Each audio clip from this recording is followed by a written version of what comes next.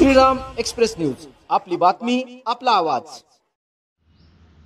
श्रीरामपूरमध्ये नव्या राजकीय समीकरणांची नांदी। विखे अधिक व आमदार ओगले ससाणे आमने सामने। शिवसेनेत उमेदवारीचा पेच प्रसंग। 4 वर्षांची प्रतीक्षा संपली आणि अखेर श्रीरामपूरच्या नगरपालिकेची निवडणूक जाहीर झाली। निवडणूक जाहीर होता शहरातील गल्लीबोळ राजकीय चर्चांनी गजबजून गेलं। कोण कोणाच्या गोटात हा एकच प्रश्न सध्या सगळ्यांच्याच ओठांवर आहे। काँग्रेसमध्ये ससाणे जोडीचा प्रभाव। काँग्रेसकडून नगराध्यक्ष पदासाठी माजी उपनगराध्यक्ष करण ससाणे यांचं नाव आघाडीवर आहे। गेल्या काही वर्षात शहरातील विकास कामांमध्ये त्यांनी घेतलेला पुढाकार आणि सक्रियता यामुळे त्यांची दावेदारी मजबूत मानली जाते। तथापि शेवटच्या क्षणी काही बदल झाला तर त्यांच्या मातोश्री राजश्री ससाणे हाही पर्याय काँग्रेस समोर खुला आहे। माजी मंत्री बाळासाहेब थोरात यांच्या उपस्थित झालेल्या पक्षप्रवेशाने काँग्रेसला नवसंजीवनी मिळाली। राजेंद्र पवार, रईस जहांगीरदार आणि अभिजित लिप्टे यांच्या प्रदेशानं संघटनेला नवं बळ मिळाले।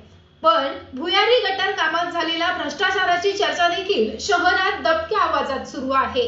निर्णय प्रक्रियेमध्ये आमदार हेमंत ओगले, करण ससाणे आणि सचिन गुजर या तिघांचा प्रभाव आहे। राष्ट्रवादीमध्ये अधिक कानडे युतीचा नवा अंदाज। माजी नगराध्यक्षा अनुराधा अधिक पुन्हा एकदा रिंगणात उतरतील अशी जोरदार चर्चा आहे। त्यांच्या कार्यकाळातील प्रशासकीय अनुभव आणि सुसंघटित कामकाज हे त्यांचं मुख्य बळ मानलं जातं। मात्र अनुराधा अधिक भाजपमध्ये जाणार का या चर्चेनं राजकीय वातावरणात अचानक खळबळ उडवली आहे।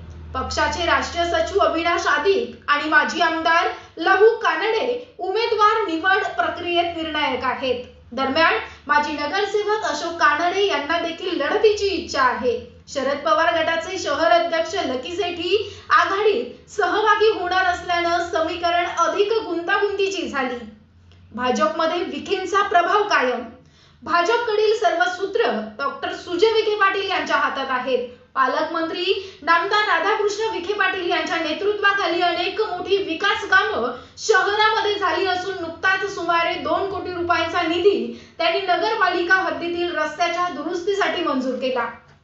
त्यामुळे श्रीरामपूर शहरातील जनता आगामी विकास कामांच्या पार्श्वभूमीवर त्यांच्या बाजूने झुकेल का हे पाहणं उत्सुकतेचं ठरणार आहे। कारण श्रीरामपुरात झालेल्या दिवाळी फराळ कार्यक्रमात पालकमंत्री नामदार राधाकृष्ण विखे पाटील यांच्या उपस्थित काँग्रेसचे 3 नगरसेवकांनी भाजपात प्रवेश केलाय। त्यामुळे भाजपची ताकद देखील वाढली।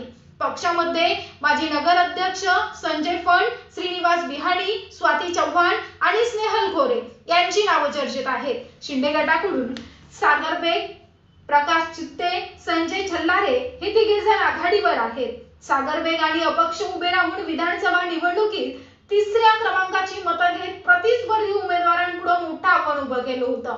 त्यांच्या हिंदुत्ववादी विचारानं त्यांनी फक्त शहरात विधानसभा निवडणुकीत 2ऱ्या क्रमांकाची 11,769 मताधिक्य घेतलं होतं। त्यामुळं नगराध्यक्ष पदाच्या शर्यतीमध्ये सागर बेग हे 1 नंबरवर असल्याचं चित्र पाहायला मिळतंय आणि त्यामुळं बेग यांची भूमिका निर्णायक ठरू शकेल। माजी आमदार भानुदास मुरकुटे यांच्या पक्षप्रवेशानं शिवसेनेला तालुक्यात बळ मिळालं। शहरात देखील त्यांना मानणारा मोठा वर्ग आहे। माजी खासदार सदाशिव लोखंडे यांनी आपली भूमिका स्पष्ट केली असली तरी देखील अंतिम निर्णय पक्षश्रेष्ठींकडेच आहे।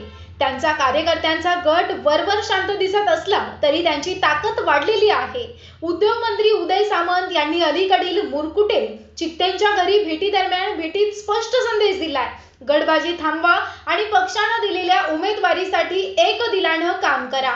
ठाकरे गटाची संयमी हालचाल। ठाकरे गटाकडून सचिन बडते, अशोक थोरे आणि लखन भगत हे उमेदवार निवड प्रक्रियेमध्ये पुढे आहेत। मात्र गटातील अंतर्गत मतभेद अजूनही कायम असल्याचं दिसतं। मतदारांची समीकरण। श्रीरामपूर शहरातील एकूण मतदार संख्या 80,992 आहे। त्यापैकी 38,236 पुरुष आणि 41,700 महिला आणि 56 तृतीयपंथी मतदार आहेत। महिला मतदार पुरुषांपेक्षा 3,500 अधिक असल्यानं या वेळीची निवडणूक महिला मतदार ठरवतील अशी शक्यता वर्तवली जाते. प्रतिष्ठेची लढाई, सत्तेपेक्षा अधिक संघर्ष. काँग्रेसमध्ये ओगले ससाणे जोडी स्थिर, राष्ट्रवादीत आदिक कानडे मजबूत, भाजपमध्ये विखेंचा प्रभाव तर शिवसेनेमध्ये गटबाजीचा ताण अशी एकूण स्थिती. या पार्श्वभूमीवर श्रीरामपूरची नगरपालिका निवडणूक ही केवळ सत्तेची नव्हे तर प्रतिष्ठेची आणि अस्तित्वाची लढाई ठरणार, यामध्ये मात्र शंका नाही. याविषयी श्रीराम एक्सप्रेस न्यूज वाहिनीने घेतलेला स्पेशल रिपोर्ट.